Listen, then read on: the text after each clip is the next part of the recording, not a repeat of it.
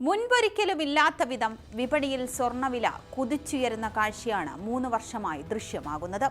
കേരളത്തിൽ പവൻ വില ചരിത്രത്തിലാദ്യമായി 81,000 രൂപ കടന്നു. കോവിഡ് കാലത്തിനു ശേഷം മന്ദഗതിയിൽ നീങ്ങിയ സ്വർണ്ണ വിപണി 2023 ജനുവരി മുതലാണ് ചൂടുപിടിച്ചത്.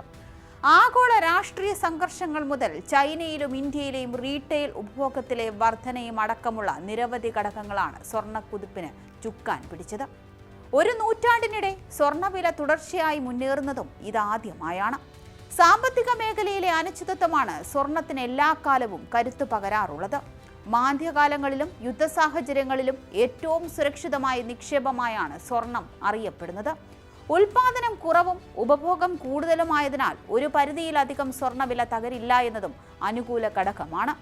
ലോക ചരിത്രത്തിൽ വിവിധ രാജവംശങ്ങൾ സ്വർണത്തെ സുരക്ഷിതത്വവും സാമ്പത്തിക സ്ഥിരത പ്രദാനം ചെയ്യുന്ന നിക്ഷേപ മേഖലയായാണ് കണക്കിൽ എടുത്തിരുന്നത്.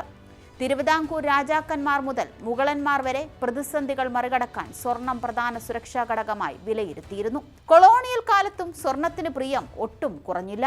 1925 പവന് സ്വർണത്തിന് വില 14 രൂപയ്ക്കടുത്തായിരുന്നു. ഇന്ത്യക്ക് സ്വാതന്ത്ര്യം ലഭിച്ചപ്പോൾ പവൻ വില 45 രൂപയിലായിരുന്നു.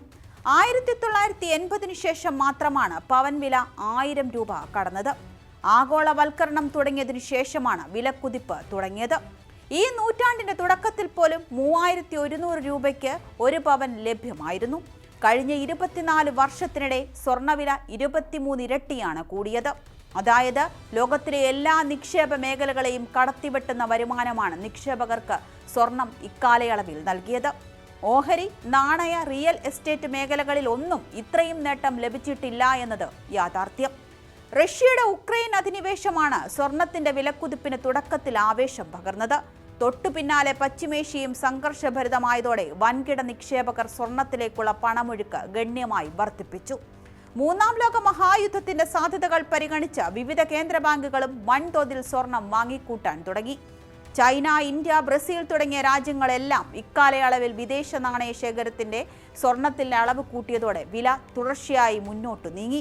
ഇക്കാലയളവിൽ അമേരിക്കൻ ഡോളറിനും യൂറോയ്ക്കും യെന്നിനുമൊപ്പം സ്വർണവും വിദേശ നാണയ ശേഖരത്തിൽ ഇടം പിടിച്ചു. 2025 ഫെബ്രുവരിക്ക് ശേഷം അമേരിക്കൻ പ്രസിഡന്റ് ഡൊണാൾഡ് ട്രംപ് തുടക്കമിട്ട വ്യാപാര യുദ്ധമാണ് സ്വർണ്ണവിലയിൽ വലിയ കുതിപ്പുണ്ടാക്കിയത്. അമേരിക്കയിലെ പൊതുകടം റെക്കോർഡ് ഉയരത്തിലെത്തിയതോടെ ലോകത്തെ വിവിധ വിപണികളിൽ നിന്നും എത്തുന്ന ഉൽപ്പന്നങ്ങൾക്ക് ഉയർന്ന തീരുവ ഈടാക്കാനുള്ള ട്രംപിന്റെ തീരുമാനം സാമ്പത്തിക സ്ഥിരത സംബന്ധിച്ച് നിക്ഷേപകരിൽ കടുത്ത ആശങ്ക സൃഷ്ടിച്ചു. ഇതോടെ വൻകിട ഹെഡ്ജ് ഫണ്ടുകൾ മുതൽ വിവിധ കേന്ദ്ര ബാങ്കുകൾ വരെ വാശിയോടെ വിപണിയിൽ നിന്ന് സ്വർണം വാങ്ങിക്കൂട്ടി. വേൾഡ് ഗോൾഡ് കൗൺസിലിന്റെ കണക്കുകൾ അനുസരിച്ച് പോളണ്ട്, അസർബൈജാൻ, ചൈന, തുർക്കി, ചെക്ക് റിപ്പബ്ലിക്, കസാഖിസ്ഥാൻ, ഇന്ത്യ തുടങ്ങിയ രാജ്യങ്ങളിലെ കേന്ദ്ര ബാങ്കുകൾ നടപ്പുവർഷം 1000 ടണ്ണിലധികം സ്വർണം വാങ്ങിക്കൂട്ടി.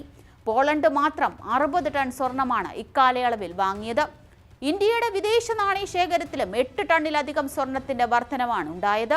കേന്ദ്ര ബാങ്കുകളോടൊപ്പം വൻകിട ആഗോള ഫണ്ടുകളും വാങ്ങൽ കൂട്ടിയതോടെ രാജ്യാന്തര വിപണിയിൽ സ്വർണ്ണവില ഔൺസിന് $3650 ഉയർന്നു.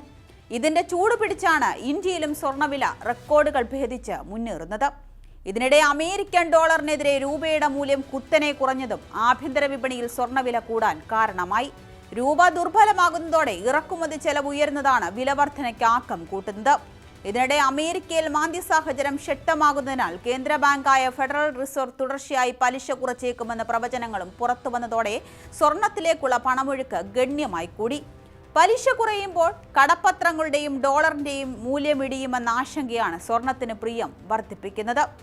ഊഹക്കച്ചവടക്കാരും രാജ്യാന്തര വിപണിയിൽ സ്വർണത്തിൽ പതിവില്ലാത്ത വിധം സജീവമാണ്. ഇപ്പോഴത്തെ സാഹചര്യത്തിൽ ആഗോള സ്വർണ്ണവില $3800 കവിഞ്ഞ് മുന്നേറാൻ സാധ്യതയേറെയാണ്. അമേരിക്കൻ സാമ്പത്തിക മേഖലയിൽ നിക്ഷേപകരുടെ വിശ്വാസം നഷ്ടമാകുന്നതിനാൽ ഡോളറിന് ബദലായുള്ള ആഗോള നാണയമായി സ്വർണം മാറുമെന്നാണ് കരുതുന്നത്. സാമ്പത്തിക സാഹചര്യങ്ങളിൽ മാറ്റമുണ്ടായില്ലെങ്കിൽ അടുത്തിടെ ഒന്നും സ്വർണ്ണവില താഴാനിടയില്ല. ഇപ്പോഴത്തെ വിലക്കയറ്റം സാധാരണക്കാരെ സ്വർണത്തിൽ നിന്നും അകറ്റുമോ എന്നാണ് വിപണി ഉറ്റുനോക്കുന്നത്.